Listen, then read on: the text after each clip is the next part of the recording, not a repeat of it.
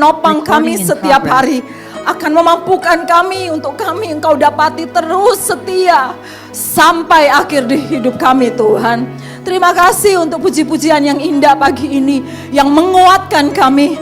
Dan tiba saatnya Engkau menguatkan kami lewat firman-Mu. Berbicaralah kepada kami, hamba-Mu yang terbatas. Tuhan tolong pakai hamba-Mu, tolong urapi hamba-Mu. Sehingga Tuhan firman-Mu disampaikan dengan sederhana, tapi menyentuh dan mengubahkan setiap kami.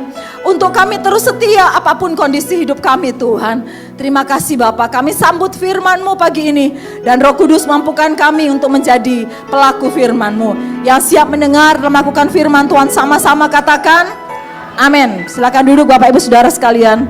Mari kita buka Markus pasal yang kelima. Ayat yang ke 24, 25 dan saya akan baca beberapa ayat Saudara sekalian.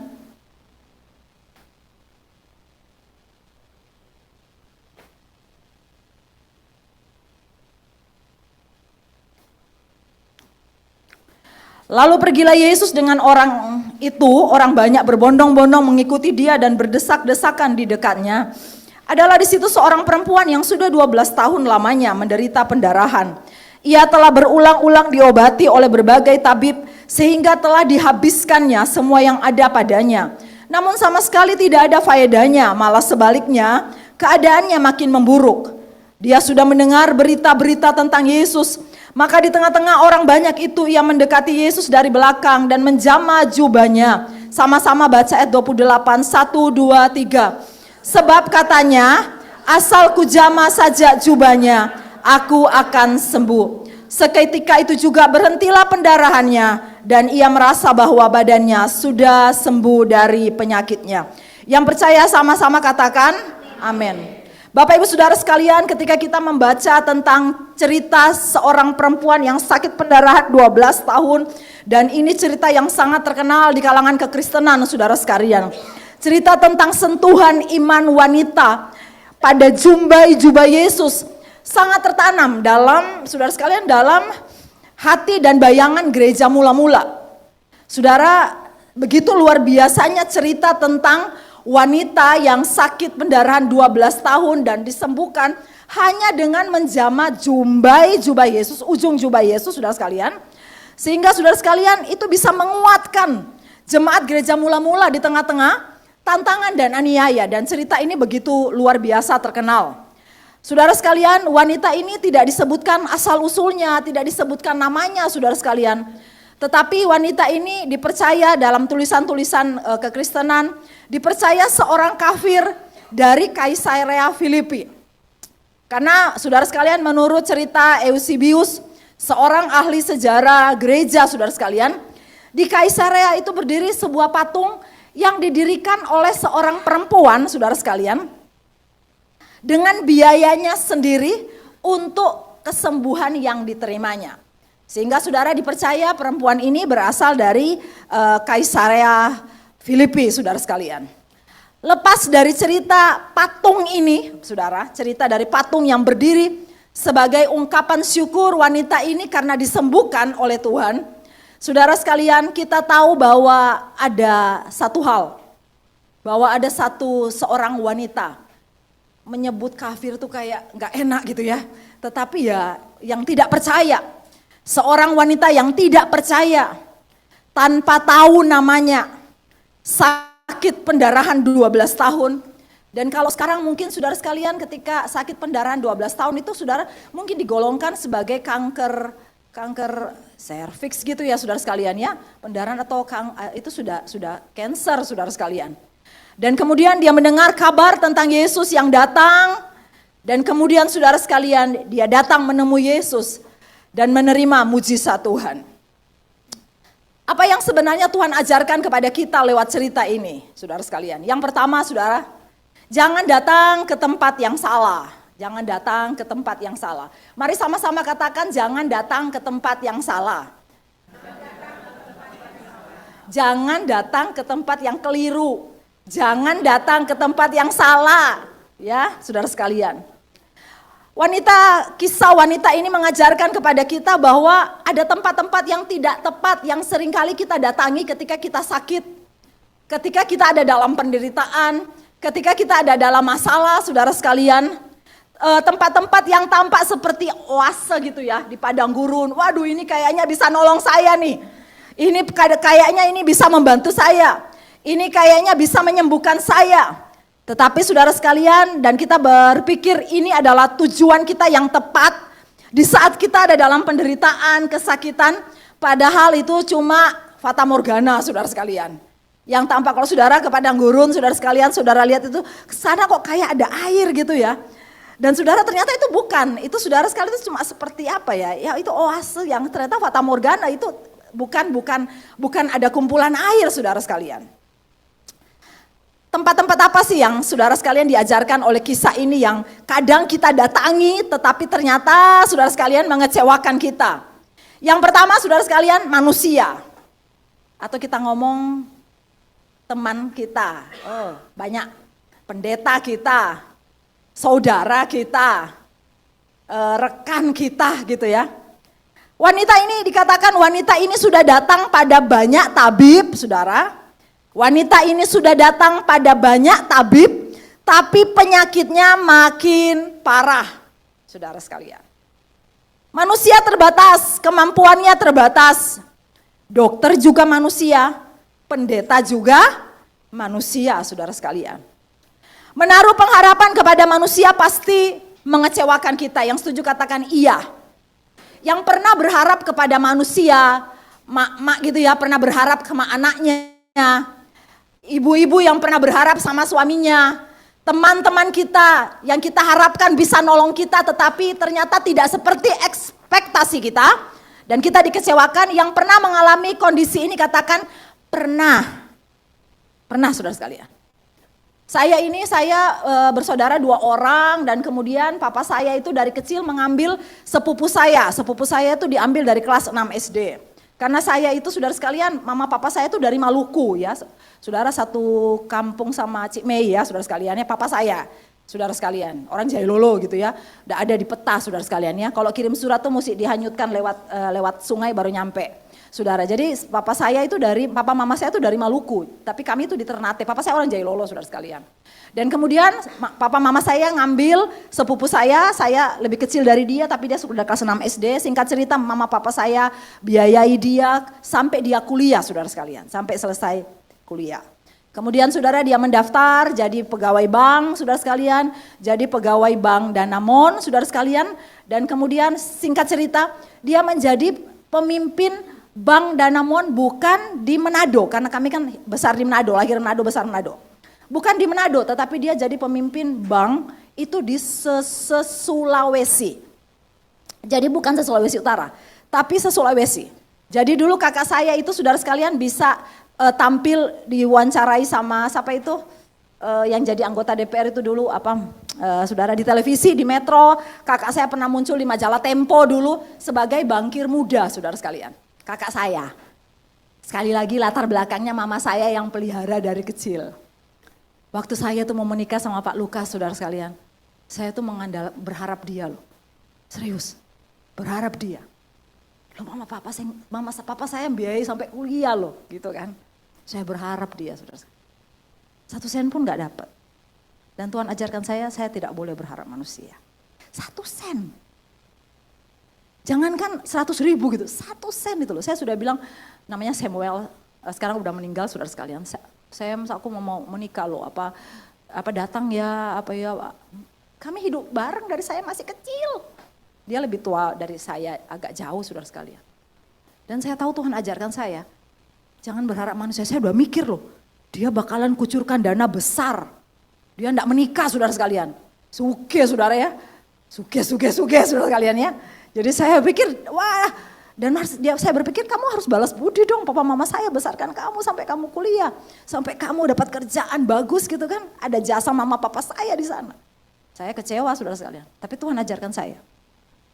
Menaruh pengharapan kepada manusia pasti kecewa. Bukan tidak boleh ke dokter atau ke tempat pertolongan yang lain, tetapi harus dengan kesadaran penuh bahwa bukan manusia sumber pertolongan kita. Bukan dokter sumber pertolongan kita. Bukan saudara kita yang kaya jadi sumber pertolongan kita. Tapi saudara sekalian, sumber pertolongan kita hanya Tuhan. Dan manusia itu hanya sarana yang dipakai oleh Allah untuk bisa menyembuhkan kita. Bisa menolong kita. Bisa saudara sekalian, mengeluarkan kita dari masalah kita. Itu cuma sebagai sarana Allah. Saudara, sumber pertolongan yang terutama adalah Tuhan. Saya tidak akan panjang bagian ini saudara sekalian. Terkutuklah orang yang mengandalkan manusia. Yang kedua, harta. Perempuan ini menghabiskan semua hartanya. Baca tadi ayat sudah kita baca. Perempuan ini menghabiskan semua hartanya, tapi penyakitnya tidak sembuh. Semua hartanya habis, penyakitnya tidak sembuh. Harta yang banyak juga tidak bisa menolong perempuan ini. Yang setuju katakan iya. Harta yang banyak. Hari ini saudara sekalian, harta yang banyak juga tidak bisa menolong kita. Jangan menjadikan harta sebagai sumber pertolongan. Ironinya saudara sekalian, kadang kita baru sadar bahwa kita menaruh pengharapan ke tempat yang salah di saat saudara sekalian, setelah kita kecewa karena ternyata manusia dan harta tidak bisa menolong kita. Ironinya saudara sekalian, kita baru sadar bahwa saya salah ketika sudah tidak ada yang bisa menolong kita, ketika harta kita sudah habis. Kita terlalu sibuk untuk menyelesaikan masalah dengan kekuatan kita, dengan harta kita, dan kita lupa bahwa ada tempat yang mampu menolong kita. Kita hanya perlu datang padanya. Jangan menunggu semua pintu tertutup baru kita datang kepada Tuhan. Jangan menunggu semua pintu tertutup baru kita sadar ada tempat yang paling tepat untuk kita datang memohon pertolongannya. Jangan menunggu saudara sekalian ketika semua tempat, semua orang sudah tidak bisa menolong kita. Saudara sekalian, jangan jadikan Tuhan sebagai alternatif terakhir sumber pertolongan saya dan saudara. Mari hari ini saudara sekalian, letakkan Tuhan sebagai sumber pertolongan dalam hidup kita. Bersyukur kalau saudara punya harta, bersyukur kalau ibu-ibu punya anak yang bisa diandalkan. Sekali lagi jangan menaruh pengharapan kepada manusia dan kepada harta kekayaan kita, saudara sekalian. Yang kedua, saudara sekalian, datanglah pada Yesus. Kalau tadi kan jangan datang ke tempat yang salah, ya saudara sekalian. Yang kedua, datanglah pada Yesus. Wanita ini datang pada Yesus. Mari kita baca ayat yang ke-28 lagi. Ayat 28. Sebab katanya, asalku jamah saja jubahnya, aku akan, ini perkataan iman. Sebab katanya, asalku jamah saja jubahnya, aku akan sembuh. Saudara sekalian, datanglah pada Yesus. Wanita itu datang pada Yesus. Wanita itu berkata, asalku jamah jubah Yesus.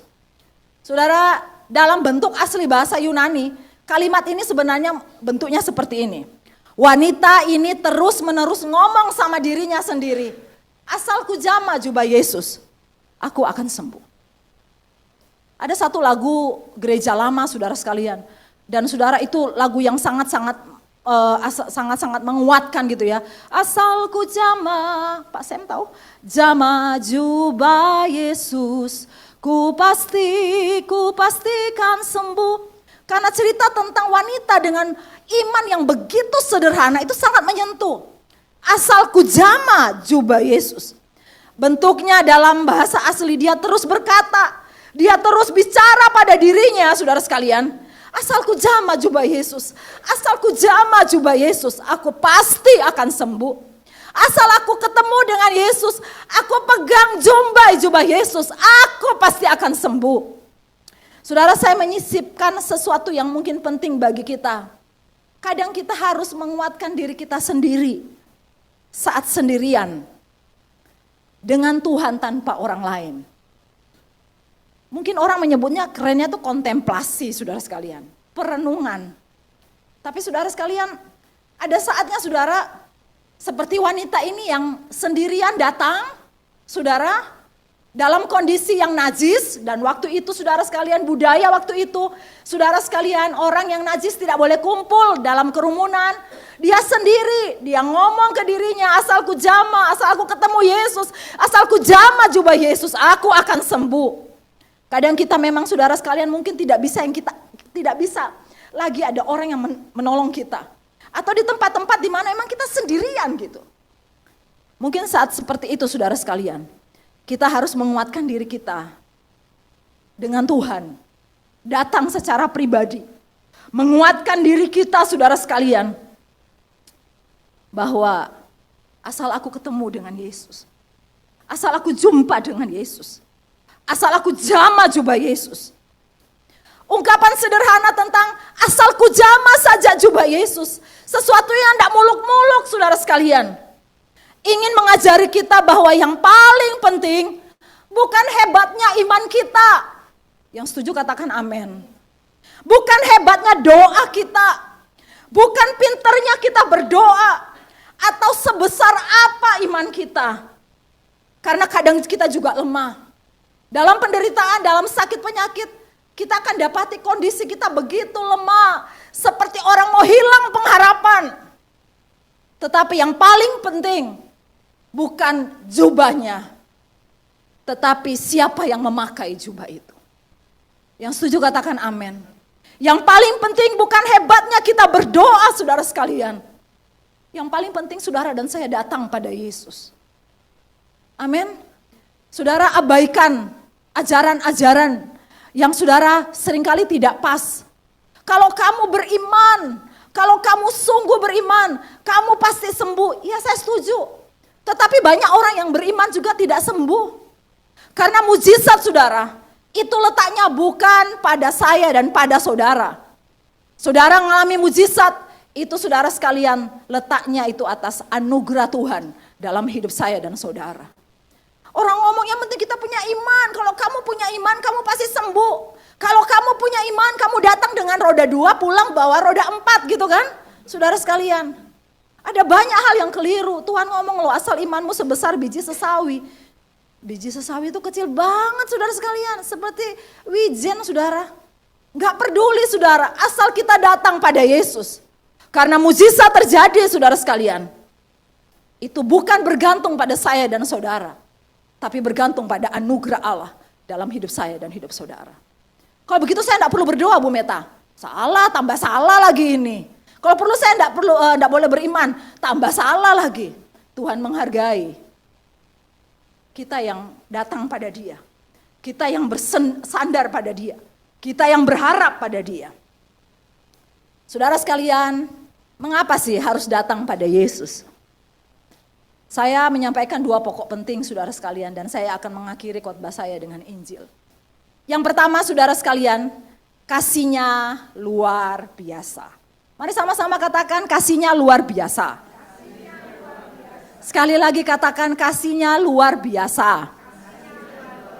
Saudara sekalian, Imamat 15 ayat 19 sampai 33 baca di rumah. Saudara sekalian, di sana itu ada peraturan orang yang kena lelehan darah atau yang datang bulan, pendarahan, itu ada peraturan di sana.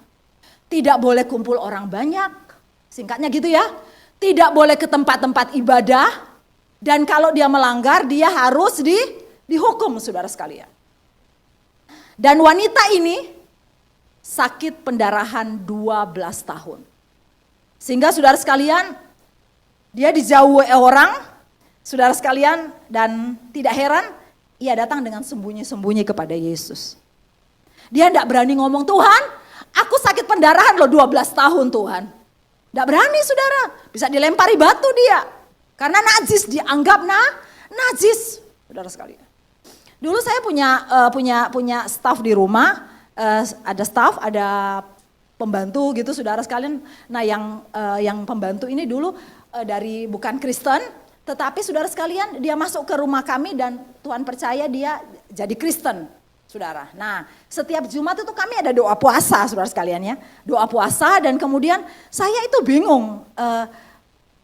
Saya pernah nanya satu kali saya nanya sama dia. Namanya Emi gitu kan. Ibu lihat kok hari ini kamu gak ikut doa puasa, biasanya kamu rajin, kenapa? Enggak Bu, saya itu lagi datang bulan. Oh, kemudian saya nerangkan bahwa di kekristenan itu tidak seperti itu ya saudara sekalian. Tetapi saudara sekalian, kondisi perempuan ini, dia dalam keadaan najis. Dijauhi orang, tidak boleh ada di rumah ibadah, tidak heran dia datang dengan sembunyi-sembunyi. Timothy Keller tuh pernah nulis begini saudara sekalian. Yesus tidak pernah berkata bersihkan dirimu, dulu baru aku akan menjamamu. Dia selalu menjamah lebih dahulu. Kasihnya itu mendahului kelayakanmu. Amin saudara sekalian. Saudara menangkap kasih Tuhan atas perempuan ini. Karena perempuan ini sebenarnya gak layak untuk datang kepada Yesus. Yesus dalam kemanusiaan tetapi dalam kealahannya. Dia tahu perempuan ini sakit apa saudara sekalian.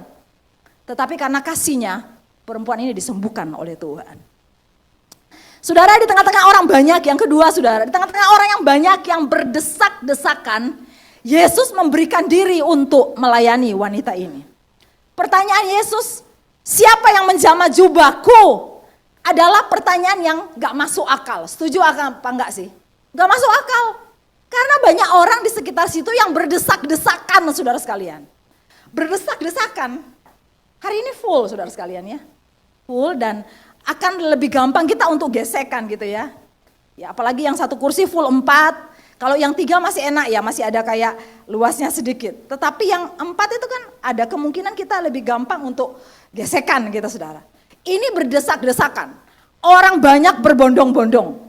Pertanyaan siapa yang menjamah jubahku adalah pertanyaan yang gak masuk akal karena orang berdesak-desakan. Tetapi Yesus berhenti mencari perempuan itu. Berbicara dengan perempuan itu.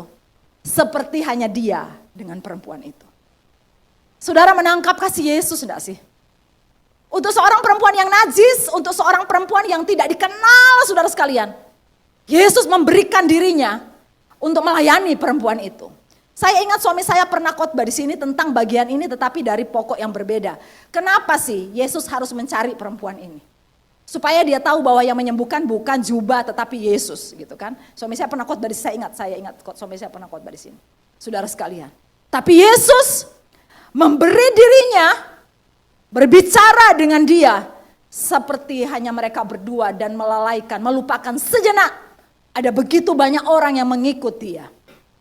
Saudara sekalian, ingat di rombongan itu ada Yairus, kepala rumah ibadat. Saudara baca ayat atasnya.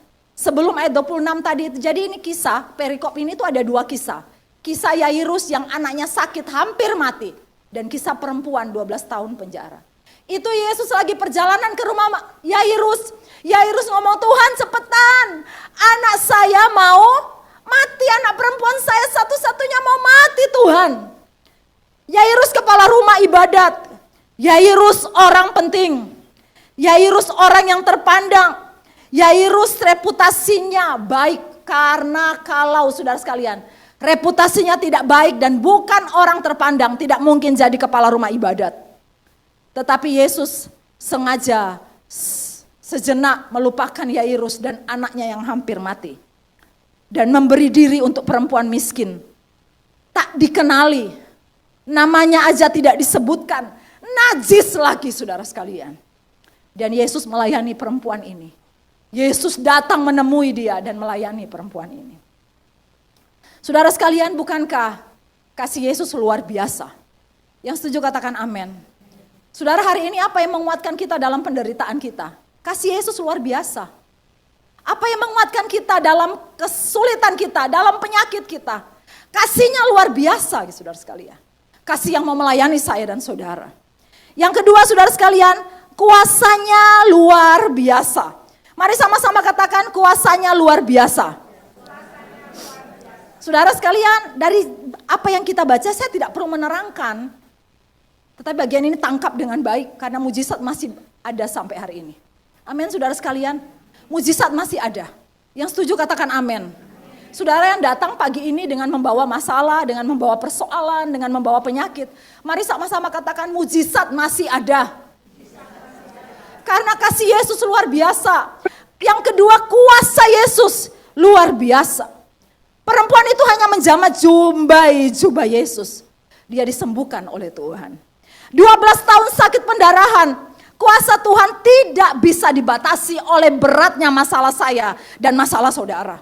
12 tahun sakitnya yang tambah parah tidak membuat saudara sekalian Allah itu jadi tidak sanggup untuk menolong dia. Ada kalanya kita berpikir, kalau saya sakit batu gitu kan, saudara sekalian ada sakit batu, mungkin Tuhan akan sanggup tolong saya. Tetapi ketika saya sudah sakit cancer, Tuhan mampu nggak ya tolong saya? Kalau saya sakit, saya butuh uang 10 juta, Tuhan pasti mampu. Tapi ketika kita dalam kondisi yang begitu pelik, kita kemudian mempertanyakan apakah Tuhan mampu menolong saya. Sekali lagi mujizat masih ada. Sama-sama katakan sekali lagi mujizat. Hari ini kalau kayak saya akhiri khotbah saya di bagian ini, saya akan seperti khotbah-khotbah yang lain yang menawarkan kesembuhan, kepastian akan mujizat. Dan beberapa dari saudara mungkin akan pulang dengan kecewa. Karena saudara pulang dan saudara akan mempertanyakan, Bu Meta tadi khotbahnya gombali saya sih. Karena saya itu sakit Bu Meta. Anak saya sakit, suami saya sakit, saya bukan cuma seperti perempuan itu yang menjamah jubah Yesus. Saya tuh berdoa mati-matian loh sama Tuhan. Saya itu percaya Tuhan. Saya tuh berharap Tuhan loh Bu Meta. Tapi saya juga belum menerima pertolongan Tuhan.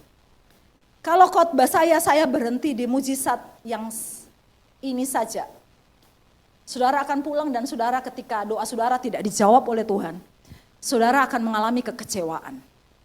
Sehingga siang hari ini saya akan menawarkan satu mujizat yang lebih besar dibandingkan sekedar kesembuhan dan pertolongan daripada Tuhan. Saudara, Pak Lukas sudah sering cerita, bahkan saya sudah sering kali sharing di sini saudara sekalian, tapi saya mungkin menyampaikan saudara sekalian bahwa Allah mengajari saya tentang mujizat itu luar biasa saudara sekalian. Jadi Allah tuh mengajari saya tentang mujizat itu luar biasa. Jadi saudara pernah dengarkan kesaksian saya bahwa saya itu pernah ada benjolan di dada, itu ada 17 benjolan gitu kan saudara sekalian. 17 benjolan itu saudara, oke saya balik cerita saya. Kemudian ada benjolan lagi di rahang karena kelainan getah bening sampai di rahang belakang. Itu lebih dari 20 benjolan. Di HP saya simpan semua fotonya. Dan kemudian saudara sekalian ada benjolan besar di kandungan saya yang ketika saya nyetir mobil, saudara mungkin tahu dulu ada restoran namanya Iten di Jalan Arjuna. Nah itu ada gereja, ada kampus, Pak Lukas itu dulu dia masuk di struktural kampus itu, sehingga saya hari itu janjian sama dia, saya mulai dari yang kandungan ya saudara sekalian. Jadi saya janjian sama dia, kamu udah lama loh gak ngajak istrimu jalan, hari ini ajak jalan karena kita mau beli kado untuk seseorang. Hari Kamis saudara, saya ingat betul hari Kamis. Hari itu saya masih nyetir dan pagi itu saya tidak dalam masa period saudara sekalian. Artinya itu sudah lewat 2 minggu lalu.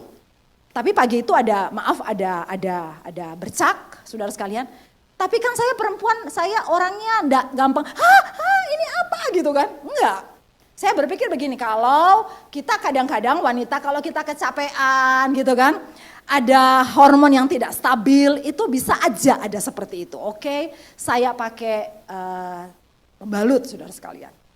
Ya saudara berangkat pakai celana jeans dan kemudian saya tunggu di Iten pesan dimsum sama teh sambil nunggu suami saya untuk ngajak ke TP. Saya waktu itu kan saudara sekalian Iten itu tempat duduknya persis seperti ini kainnya saudara ya. Kain-kain kulit ini penutup kursi. Dan saya sudah tidak bisa berdiri karena saya lihat kenapa celana saya tuh sudah penuh darah sampai di kursi. Untung kursinya tuh bukan seperti ini tapi yang seperti ini ya. Kulit Oscar itu ya saudara sekalian.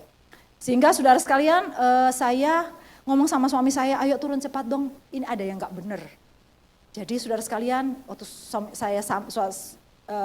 Pak Lukas nyampe, Pak Lukas, wis gak apa-apa lah, saya belum nerangkan apa, kadang pria itu kan kayak kurang peka ya saudara sekalian ya. Jadi saudara sekalian, ayo makan dulu kamu pesan apa, ayo jalan. Terus saya bilang, gak bisa berdiri, semua sudah darah, kaget dia. Ya bisa kami bersihkan dengan tisu basah saudara sekalian, kemudian naik ke mobil, singkat cerita naik ke mobil, dan kemudian saudara sekalian saya duduk di atas bantal supaya mobil saya aman gitu saudara sekalian ya, karena beli bantal lebih murah dibandingkan untuk perbaiki kalau cover joknya kena saudara. Saya duduk di atas bantal, saya pulang dan kemudian singkat cerita saya ke Adiusada. Singkat cerita langsung ke kandungan saudara sekalian. Di USG ada benjolan yang sangat besar di kandungan saya. Dan dokter hari itu saudara sekalian, itu kalau cerita itu saudara, itu ada drama di mana Pak Lukas dibentak dokter dan sebagainya karena dia gugup banget gitu saudara. Dengar istrinya ada benjolan dan sebagainya, benjolan yang besar dan harus dioperasi. Tapi saya bilang dokter saya pulang dulu deh, saya mau doa sama orang tua saya. Saya masih ada punya orang tua, ada mertua, saya mau ngomong sama mereka, tanya gimana baiknya dan saya mau berdoa sama mereka. Malam itu ada ibadah Maranatha Teaching, di gereja kami itu ada pendalaman Alkitab, masih minta berdoa sama jemaat saudara sekalian. Dan kemudian saya selalu, dan itu mungkin semua kita lakukan, second opinion, ke rumah sakit berikut untuk saudara sekalian, untuk jadi perbandingan ya saudara, pemeriksaan. Besoknya saya pergi ke RKZ saudara, ke RKZ, ke dokter kandungan lagi, dengan tidak membawa hasil yang, bukan tidak menunjukkan. Tapi kemudian diperiksa dan dia ngomong begini, ngapain periksa, kenapa harus USG dan sebagainya, padahal kandungan ibu bersih loh. Itu saya saudara, Pak Lukas gak ikut masuk karena dia pikir saya berdoa di luar gitu. Dan itu saudara sekalian, bagi saya itu gak sampai 1 kali 24 jam. Karena yang Adiusada itu jam 12 siang, jam 12 ke jam 2-an itu saudara, yang RKZ itu pagi-pagi kami sudah ada di sana. Itu enggak sampai 24 jam. Dan itu saya menerima mujizat itu nyata. Bagaimana Tuhan angkat benjolan yang jelas-jelas ada di foto saudara sekalian. Yang jelas-jelas ada di kandungan saya. Oke. Tapi saya mau cerita yang kedua saudara sekalian. Yang kedua itu di rahang. Di rahang saya saudara. Itu sehingga ada benjolan yang besar, saya tidak bisa ngomong, salah kalau ngomong tidak bisa ngomong. Jadi saya sempat tuli sebelah kiri, tapi bukan tidak bisa ngomong ya, susah untuk membuka mulut karena ada benjolan besar. Kelainan getah bening yang benjolannya sampai ke belakang. Dan kemudian saudara sekalian, diperiksa Prof. Sunaryadi, dokter cancer saudara di rumah sakit S. Parman itu sampai sekarang langganan saudara sekalian.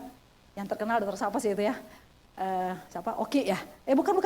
Yang S. Parman yang terkenal. Aduh kok lupa, saya malah hari ini kok lupa saudara sekalian. Nah saudara saya dipegang dia dan semua ngomong harus operasi.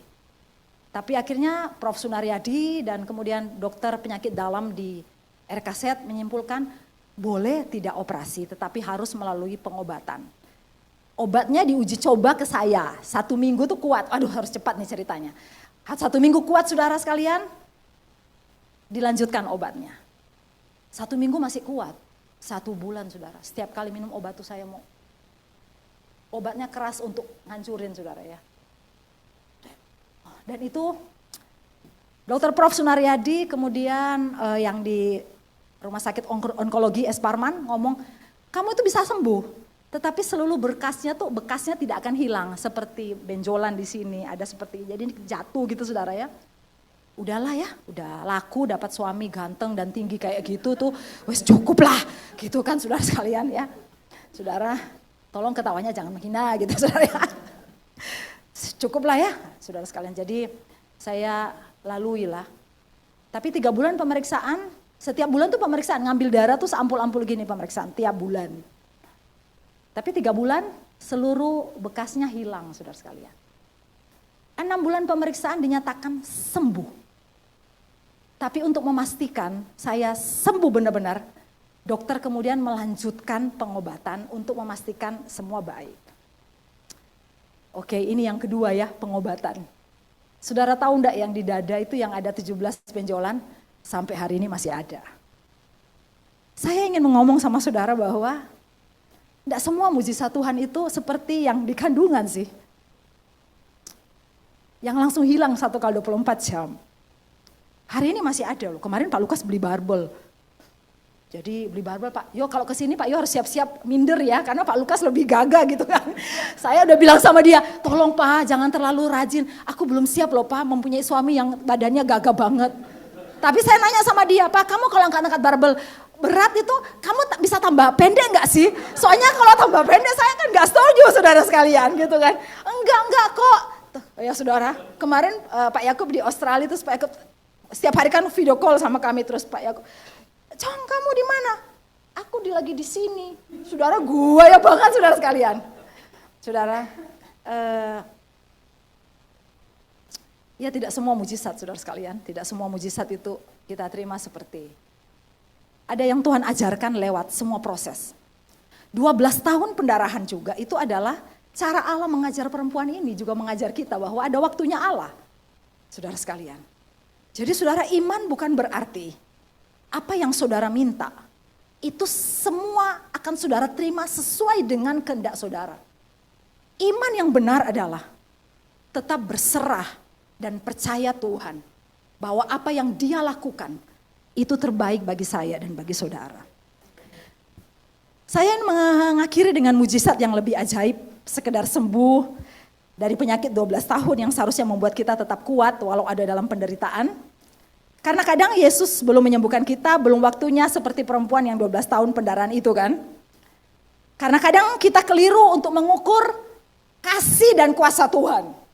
Kita mengukur kasih Tuhan itu besar kalau saya ditolongnya. Kalau kondisi saya baik. Kita mengukur kuasanya ajaib kalau saya terima mujizat. Kalau saya nggak terima mujizat, Tuhan tidak ajaib buat saya. Hari ini saudara sekalian, saya ingin menyampaikan satu mujizat yang lebih luar biasa. Yang dimana kasih dan kuasanya lebih dinyatakan kepada saya dan saudara. Dan ini akan menjadi alasan untuk kita tetap bersyukur dan tetap kuat di tengah kondisi apapun. Mari kita baca saudara sekalian, ayat yang ke 34. Ayat 34 mari kita baca bersama-sama. Ayat ini sangat baik sekali saudara sekalian. Ayat 34. 1, 2, 3. Maka kata Yesus kepada perempuan itu, "Hai anakku, imanmu telah menyelamatkan engkau. Pergilah dengan selamat dan sembuhlah dari penyakit." Bapak Ibu saudara sekalian, ketika Bapak Ibu membaca bagian ayat ini saudara sekalian, maka kita akan dapati bahwa sebenarnya kesembuhan fisik perempuan ini adalah, saudara sekalian, fokus yang tidak terlalu, yang kesekian bagi Yesus dibandingkan keselamatan perempuan ini. Saudara, kata-kata yang indah yang ingin Yesus, makanya Yesus itu tampil, ketemu dengan perempuan ini, kalau cuma sekedar kesembuhan, Yesus gak mencari perempuan ini, karena sudahlah dia udah pulang sembuh. Tapi Yesus ingin menyatakan bahwa kamu menerima mujizat yang luar biasa. Saudara sekalian, perempuan ini harus tahu. Saudara, bukan sakit yang paling penting untuk disembuhkan. Tetapi ada sakit yang lain yang lebih penting untuk disembuhkan oleh Yesus. Saudara, yang pertama saudara sekalian, Yesus memanggil dia anakku. Amin saudara sekalian. Yesus memanggil perempuan ini anakku. Seorang perempuan yang tidak percaya Yesus, seorang perempuan yang kafir, seorang perempuan yang saudara sekalian, saudara tidak dikenal saudara sekalian, yang najis, perempuan yang tidak diperdulikan, yang dalam kondisi kotor. Tetapi Yesus ingin memulihkan identitas perempuan itu. Kamu sekarang bukan lagi orang yang sendirian, bukan lagi orang yang jauh dari aku. Engkau harus tahu perempuan, engkau sekarang anakku. Aku mengasihi engkau, walaupun engkau najis, walaupun engkau kafir, aku mengasihi engkau. Dan ini mujizat terbesar saudara sekalian. Amin. Kita tidak beda jauh dari perempuan ini. Kita adalah orang yang tidak layak saudara sekalian. Kita najis. Tetapi kemudian Tuhan datang dan menyapa kita. Engkau adalah anakku. Amin. Pernah nggak sih jadi anak-anak? Ya pernah semua lah ya. Pernah punya orang tua gitu kan. Saudara pernah salah satu kelebihan masih dalam posisi anak yang masih bergantung sama orang tua adalah kondisi apapun kita pastikan bahwa orang tua kita itu nggak mungkin biarkan kita. Benar nggak saudara sekalian? Apalagi jadi anak Tuhan gitu. Perumpamaan tentang penggambaran tentang hubungan kita dengan Allah itu kan bermacam-macam. Engkau sahabat, engkau gembalaku gitu kan. Tapi paling erat itu engkau adalah anak. Dan hari ini mujizat loh, saya dan saudara dijadikan anak oleh Tuhan. Amin saudara sekalian. Mujizat loh, saya dan saudara bisa dijadikan anak. Karena yang paling penting bagi Tuhan itu adalah relasi. Dia ingin memulihkan identitas saya dan saudara. Sehingga kalau saudara punya bapak saudara sekalian ya, punya bapak yang hebat gitu kan.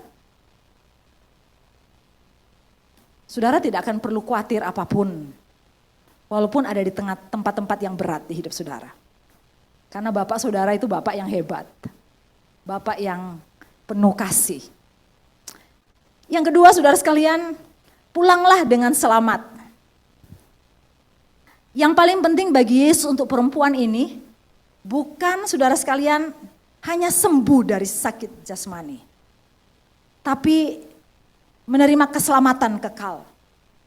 Dan ini saudara sekalian menyatakan betapa besarnya kuasa Yesus. Mustahil bagi perempuan ini untuk selamat saudara sekalian. Seperti unta yang masuk lubang jarum. Beberapa pendeta ngomong, dan mungkin Pak Lukas sudah nyampaikan di sini, beberapa pendeta ngomong bahwa memang unta kalau masuk lubang jarum kan susah. Ada pintu katanya di Timur Tengah di Israel yang seperti lubang jarum yang rendah gitu, sehingga unta tuh kita perlu rendah hati, kita perlu taat.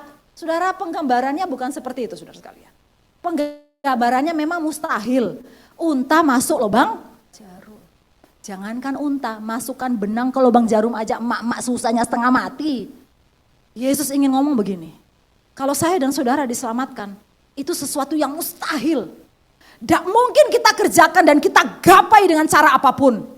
Tetapi kalau saya dan saudara diselamatkan oleh Tuhan, karena bagi Tuhan tidak ada yang mustahil.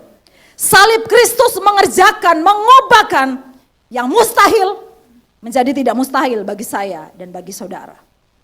Dan ini adalah mujizat terbesar. Amin saudara sekalian. Amin. Sekali lagi jangan mendasarkan iman kita hanya kepada kesembuhan. Hanya kepada tiba-tiba menerima berkat yang besar ketika saya berdoa. Saya percaya mujizat masih ada. Saya percaya kalau anugerah Tuhan berkemurahan siang ini, saudara yang datang dalam masalah pulang membawa kelepasan daripada Tuhan.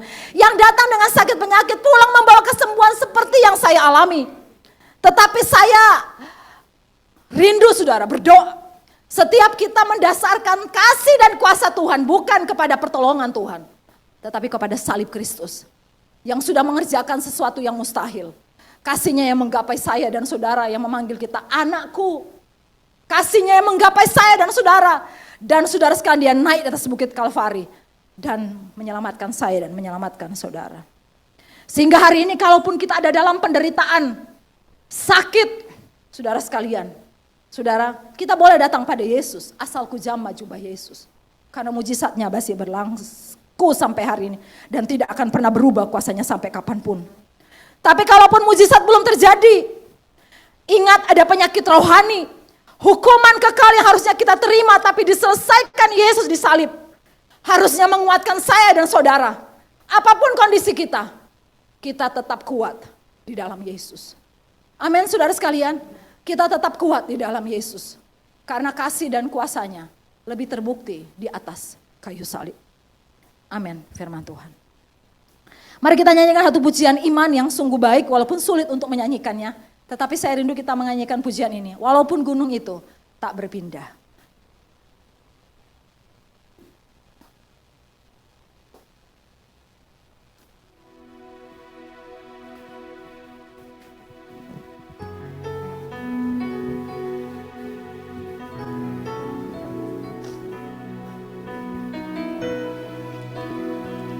Walaupun gunung itu tak berpindah, tetap percaya Kau punya kuasa.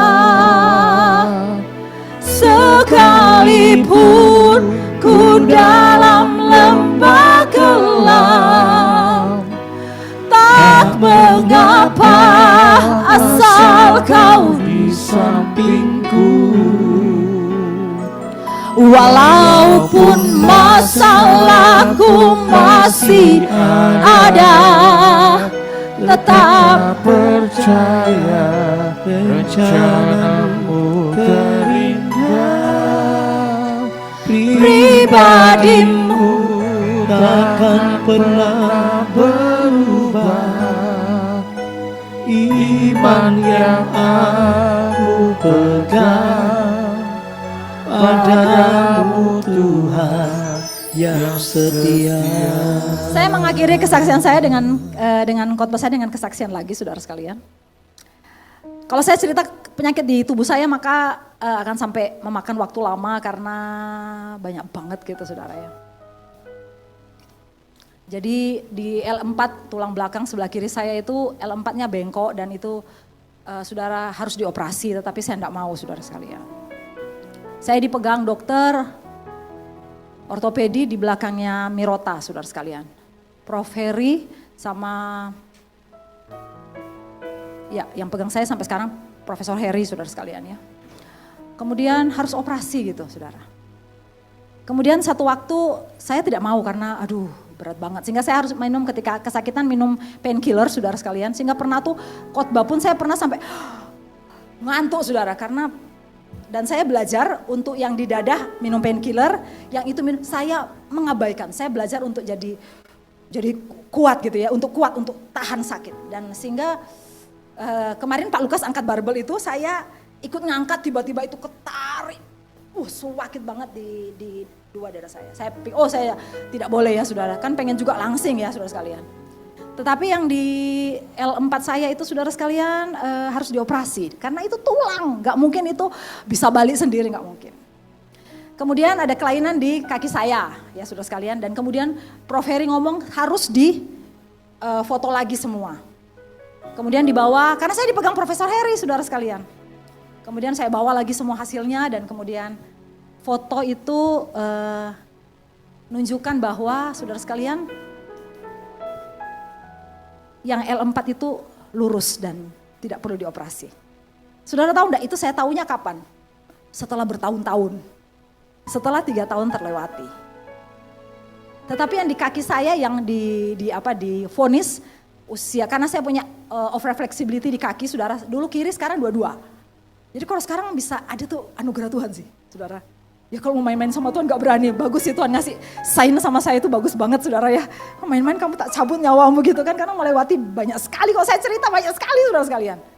Yang kelainan di saraf dan sebagainya, ini telinga, saraf keseimbangannya, saraf ketujuhnya dua-dua sudah tidak berfungsi dan sebagainya, saudara sekalian. Waduh banyak, saudara. Saudara, sehingga saudara sekalian, tetapi yang ini Tuhan sembuhkan tanpa saya tahu, bertahun-tahun baru saya periksa baru tahu. Tapi yang di kaki saya sampai hari ini masih ada, saudara sekalian. Tapi saya melihat kasih Tuhan, kuasa Tuhan, bukan tidak sakit. Kadang sakit, tidak boleh angkat berat, tidak boleh jalan terlalu jauh, naik tangga terlalu banyak, tidak boleh. Tapi saudara tahu enggak sih? Ada orang tuh pernah, ada jemaat kami tuh pernah ngomong di gereja di depan jemaat. Karena jemaat tahu kan kondisi saya. Tuhan, jangan ibu gembala kami yang sakit gitu loh. Ibu gembala kami baik, padahal nggak baik-baik juga, saudara ya. Lebih baik Bu Linda sebagai ibu gembala gitu ya. Tuhan tolong pindahkan sakitnya ke saya, karena sayang mungkin dia berlutut, dia doain saya tuh lari dari belakang. Tapi saya bersyukur sama Tuhan, beberapa pendeta dari gereja karismatik datang dan ngomong, kamu tuh loh pengkhotbah, kamu tuh loh doain orang, ada orang yang sembuh loh kamu doain gitu kan. Kamu pasti disembuhkan Tuhan. Saya tuh oleh anugerah Tuhan, saudara sekalian. Saya jawab begini, Om, Tante, Bapak, Ibu, dari kecil saya lahir, saya dibesarkan dalam keluarga Kristen, saya mengenal Injil Kristus. Kalaupun Tuhan masih membiarkan banyak penyakit di tubuh saya, Tuhan tetap baik kok. Karena kebaikan Tuhan itu bukan diukur dengan sembuhnya penyakit saya. Kebaikan Tuhan dan kuasa Tuhan itu diukur oleh salib Kristus. Dan itu menguatkan banget sih saudara sekalian. Walaupun kadang lemah loh, kadang lemah terus Tuhan kenapa sih penyakit ini. Kalau dijumlah semua Dokter Aryo di onkologi ngomong gini, Meta kamu tuh wanita yang dianugerahi Tuhan, benjolan di tubuhmu tuh sampai 50-an. Loh dokter kalau itu anugerah saya pengen bagi-bagi sama ibu-ibu di Oikos gitu kan. Saudara sekalian. Tapi saya melihatnya begini, kok sampai hari ini masih ada sih? Kok saya tuh dilayakan sih yang najis ini loh. Di luar sana masih banyak perempuan yang lebih baik. Tapi saya diselamatkan Tuhan. Dan itu lebih penting. Dan itu lebih membuat kita bisa bersyukur karena anugerahnya itu lebih besar. Walaupun gunung, saya kembalikan kepada Bu Linda. Tetap percaya Kau yang punya kuasa, sekalipun ku dalam lembah gelap, tak mengapa asal Kau di sampingku. Walaupun masalahku masih ada, tetap percaya rencana-Mu terindah. Pribadimu takkan pernah berubah. Iman yang aku pegang padamu Tuhan yang setia. Harusnya doa ya. Tapi nggak tahu hari ini keren banget firman Tuhan gitu. Lagu ini saudara, siapa yang hafal lagu ini? Gak ada yang hafal. Jujur, lagu ini kalau dihafal kita bisa menderita gitu ya saudara. Bahkan ada dari kelompok-kelompok worship leader aja nyanyi lagu ini takut. Walaupun gunung gak berpindah. Gak main-main saudara. Bahkan ayat ini, bukan ayat ya, quote ini yang saya belajar banyak dari Pak Bigman Sirait. Iman yang besar sanggup memindahkan gunung. Amin. Tetapi iman yang benar sekalipun gunung tidak berpindah, tetap Tuhan ajaib memelihara hidup saudara dan saya. Amin. Saudara mungkin pernah nonton perkataan ini dan sempat dipatahkan. Tapi saudara nanti di rumah baca, adakah yang mengatakan bahwa ketika kamu beriman kepada Kristus, ini kata-kata ini ya, pasti sembuh, pasti kaya, pasti yang saudara cari, pastinya. Cari, kalau ada laporkan ke saya, saudara, WA aja ya, dan dikasih hadiah apa ya enaknya ya? Hah? Mobil, serakah banget mobil gitu ya saudara.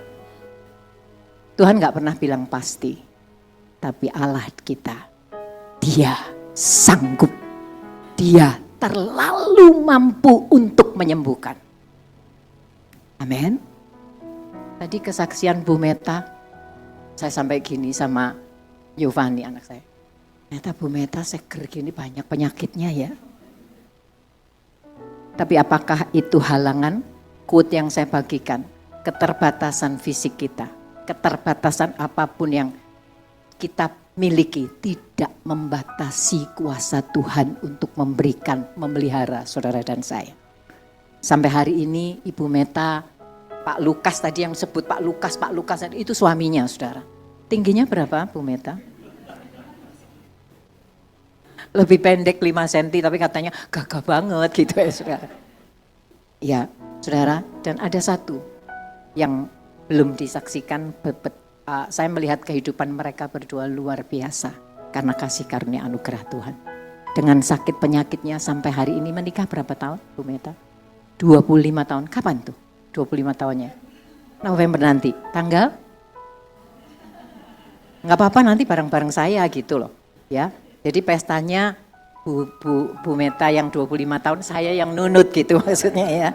Tanggal 14, saya tanggal 23 November. Ya, nanti kita bareng-bareng Bu Meta yang pesta 25 karena saya udah 40 berapa ya kalau 2006 43 tahun ya. Nah, Saudara, sampai hari ini 25 tahun rajin melayani Tuhan suami istri. Saudara tahu gerejanya Bu Meta bukan di mall-mall, di pasar Krukah, di tengah-tengah pasar. Sampai hari ini Tuhan belum mempercayakan anak buat Bu Meta dan Pak Lukas. Tapi apakah itu mengatakan kita, Tuhan kenapa? Itu sebabnya saudara, kalau kita hanya mengatakan diberkati itu karena hanya apa yang kita miliki. Apalagi apa yang ada di dunia fana ini, sebuah kesia-siaan. Betul? Tadi ada mujizat yang terbesar. Itu sebabnya saudara, nanti Pak Yu berdoa untuk firman ini. Tapi saya rindu, jangan pernah sia-siakan. Yang tadi mendengarkan firman ada yang ngantuk? Gak ada ya, puji Tuhan. Pak Rizal sehat ya? Wah, puji Tuhan. Ya, saudara, tentang apa tadi hari ini? Nah, yang tadi agak selir-selir udah tak siapin ya. Coba gambar yang pertama. Jangan khawatir ya.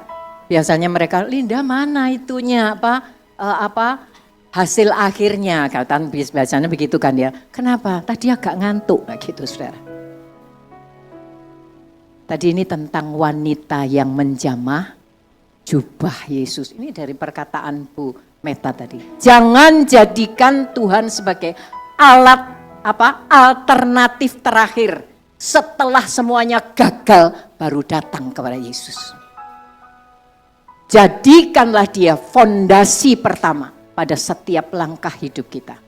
Sebab Kristus bukan sekedar penolong saat kita kehabisan jalan. Melainkan Tuhan yang berdaulat atas seluruh hidup saudara dan saya. Amin. Sekali lagi, ya kalau aku ada waktu ya aku baru berdoa. Itu alternatif saudara. Ya yang penting ke dokter dulu, kemana dulu gitu ya. Tapi lihat, wanita ini setelah habis segala-galanya baru datang. Alkitab itu jujur, dia pengen mengatakan, jadilah seperti apa yang Tuhan mau. Prioritaskan Tuhan dalam setiap perjalanan saudara. Yang kedua, wanita itu tidak diselamatkan oleh sentuhan tangannya. Tahu? Wanita itu karena aku menjamah maka aku sembuh. No. Tetapi oleh pribadi yang disentuhnya, yaitu siapa? Kuasa bukan berasal dari imannya, sekali lagi, melainkan dari Kristus yang penuh belas kasihan. Keselamatan dan pemulihan tidak bergantung kepada kuatnya iman saudara dan saya. Tetapi apa? Pada Kristus yang setia memegang umatnya. Itulah anugerah. Amin. Tadi Bu Meta sering kali mengatakan gak layak. Tahu Alkitab katakan di Yesaya, kita ini seperti kain kotor. Karena ini banyak wanitanya dan para prianya sudah dewasa semua kecuali Yohanes ya. Masih anak-anak ya. Bahasa asli kain kotor itu kain yang dibuat haid wanita.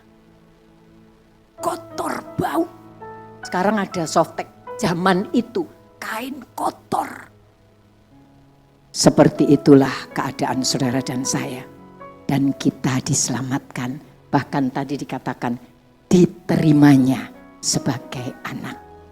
Amin. Yang ketiga, maka saudara jangan lihat, tadi itu yang kedua itu penting banget. Jangan lihat karena gara-gara didoakan Bu Meta, semua melihat bukan Yesusnya tapi siapa? manusianya. Maka hari ini orang itu berkejar-kejaran itu lihat siapa? Hambanya, bukan Kristusnya. Hati-hati saudara. Ini pelajaran penting. Mujizat yang terbesar bukanlah ketika tubuh kita disembuhkan. Tapi mujizat yang terbesar ketika orang berdosa diterima menjadi milik Kristus. Itulah anugerah yang melampaui segala kesembuhan. Kesembuhan tubuh jasmani kita akan mati kok. Lalu setelah kematian apa? Selesai? Oh no. Ini yang mungkin saudara harus dengar, saya juga harus dengar. Setelah kematian, Alkitab katakan ada sebuah penghakiman yang harus dipertanggungjawabkan.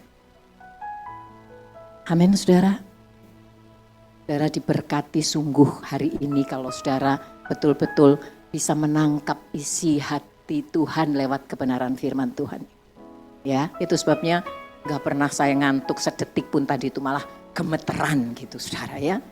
Setiap firman Tuhan yang disampaikan di sini, pertama kali karena saya nyusun poin-poinnya, yang pertama nyusun apa itu yang pedang bermata dua itu yang menusuk ke hati saya dulu. Linda, kamu kagum jubahnya atau pribadi Yesus? Kamu kagum pelayananmu atau pribadi Kristus? Itu sebabnya saudara, lagu itu semua udah ada banyak yang hafal. Tapi kalau saudara dengar tadi, makanya puji-pujian ini saudara terus lihat tulisannya. Lagu yang terakhir sebelum firman, boleh ditampilkan? Ini yang banyak terjadi, yang mendapat seringkali kita kecewa sama Tuhan. Ya. Bait pertama itu bagus banget. Ada saatnya Pak, yang kualami tidak seperti apa yang aku ingini. Betul? Kenapa Tuhan? Kenapa Tuhan? Kenapa Tuhan? Ya. Tapi lihat keputusannya. Tapi ku tetapkan hatiku untuk tetap percaya. Sebab dia Allah yang setia dalam segala penderitaan kita. Satu hal janji Tuhan yang pasti digenapi. Saya berani katakan itu karena ini firman. Yang pasti digenapi oleh saudara dan saya, siapapun kita.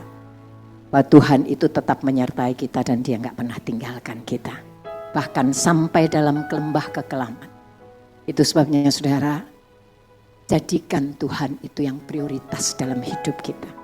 Jangan jadikan alternatif yang lain. Amin.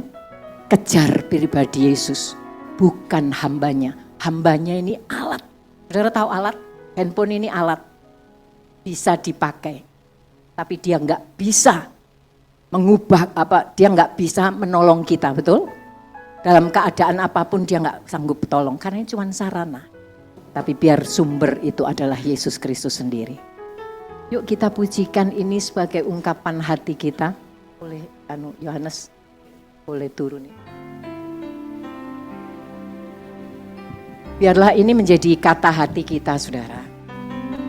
Jangan takut sebab Tuhan itu tahu apa yang terbaik buat saudara dan saya.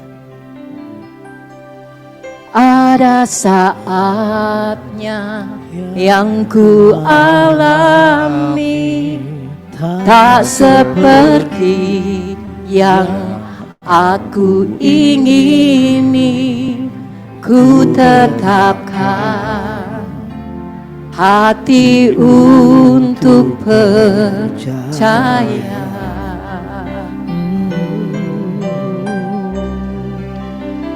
Ada saatnya yang ku hadapi, seringkali aku tak mengerti.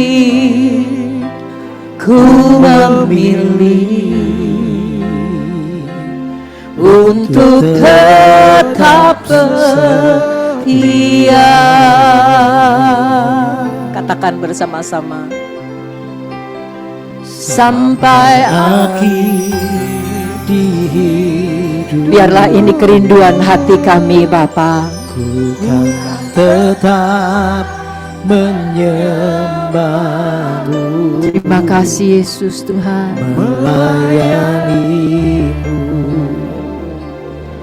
seumur hidupku. Kau melihat setiap hati kami dan kerinduan kami Bapa. Sampai ku menutup mata, Ya Tuhan, ku tetap mengasihimu. benar Bapa. Biar kau dapati Kau Bapa kami yang setia. hambamu yang setia. Sekali lagi pujikan pujian ini sebagai ungkapan hati kita kepada Tuhan yang sudah memelihara saudara dan saya. Ada saatnya. Ada saatnya yang ku alami tak seperti yang aku ingini. Ku tetapkan hati untuk percaya. Ada saatnya yang ku hadapi. Ada saatnya yang ku hadapi. Seringkali aku tak mengerti. Ku memilih untuk tetap setia. Bersama-sama dengan segenap hati katakan, sampai akhir hidupku. Ini hati kami Bapa. Kami mau tetap menyembah-Mu Tuhan. Melayani Ya Tuhan, terima kasih Bapa. seumur hidupku. Sampai akhir Tuhan. Sampai ku menutup mata, ku tetap mengasihimu. Ya Tuhan. Biar kau dapati. Mari bagi berdiri bersama-sama, saudara. Yang setia sampai akhir, sampai akhir hidup. Bukan tetap menyembah-Mu, bukan tetap menyembah-Mu, melayanimu seumur hidupku. Sampai ku menutup mata, sampai ku menutup mata, ku tetap mengasihi. Biar kau dapati, biar kau dapati, ku hamba-Mu yang setia. Kita tetap berdiri, kita akan mengakhiri ibadah kita. Saudara, iman yang besar dan iman yang benar itu beda. Jadi bayangkan gini saudara, orang itu kepingin imannya tambah besar. Sebetulnya gini ya, judul khotbah hari ini kalau saya boleh memberi judul itu judulnya gini, sentuhan iman. Jadi kalau berbicara tentang iman itu diibaratkan seperti tangan saudara. Ya. Jadi yang penting itu bukan tangannya, tapi sumber yang memberikan kesembuhan. Ya, tangan kita itu kita pakai untuk meraih kesembuhan, itu iman. Tapi sumber dari kesembuhan itu tetap adalah Tuhan. Jadi yang penting tangannya atau sumbernya? Sumbernya itu adalah Tuhan. Jadi saudara tidak perlu berjuang bagaimana caranya supaya iman kita tambah besar. Ilustrasinya gini, kalau imannya tambah besar berarti tangannya tambah besar saudara. Meskipun tangannya tambah besar, kalau sumbernya itu tidak memberikan kesembuhan, ya percuma gitu loh. Ya. Makanya ada istilah iman sebesar biji sesawi. Kalau menurut saya sih bahasa Indonesia lebih tepatnya gini, iman sekecil biji sesawi. Wong kecil kok. Iya kan? Jadi iman sekecil biji sesawi. Ya, yang penting bukan besar atau kecilnya, yang penting benar atau enggak gitu loh. Jadi kalau sudah benar maka ukuran biji sesawi sekalipun menjadi pohon dan akhirnya berbuah. Iman itu menghasilkan buah, itu adalah iman yang benar. Amin. Mari kita berdoa. Bapa, kami bersyukur, kami berterima kasih Tuhan. Engkau sudah utus hamba-Mu Ibu Meta ada di tengah-tengah kami untuk menyampaikan kebenaran firman-Mu. Terima kasih Tuhan. Terima kasih Bapa. Saat ini tiba giliran Roh Kudus, bukan hanya berbicara kepada setiap kami, tapi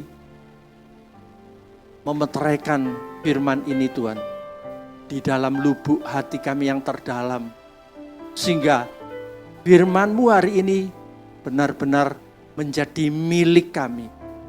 Firman-Mu hari ini menjadi daging di dalam kehidupan kami Tuhan. Dan pada waktu kami membutuhkan firman ini Tuhan, firman ini akan menjadi hidup kembali. Firman ini akan berbicara dengan keras kepada kami Tuhan. Sehingga kami sungguh-sungguh memperoleh manfaat dari ibadah kami hari ini Tuhan. Terima kasih Tuhan. Terima kasih Bapa. Kami mau di dalam hidup kekristenan kami senantiasa berjalan bersama dengan Tuhan. Untuk itu Bapa, di akhir ibadah ini kami mau memohon kepadamu. Angkat kedua tangan saudara. Engkau melihat tangan-tangan yang terangkat di hadapan Tuhan sebagai tanda bahwa kami butuh Engkau. Kami perlu Engkau Tuhan. Maka kiranya kasih karunia Tuhan Yesus dan kasih Allah dan persekutuan Roh Kudus senantiasa menguasai kehidupan kami, memberikan yang terbaik di dalam kehidupan kami, sehingga kami boleh makin hari makin seperti Kristus di dalam nama Tuhan Yesus. Mari yang percaya bersama-sama katakan amin. Sebelum duduk, ada yang baru datang tuh di belakang tuh. Bapak, teman-teman kuliah saya. Ini ada di depan ini, Meme.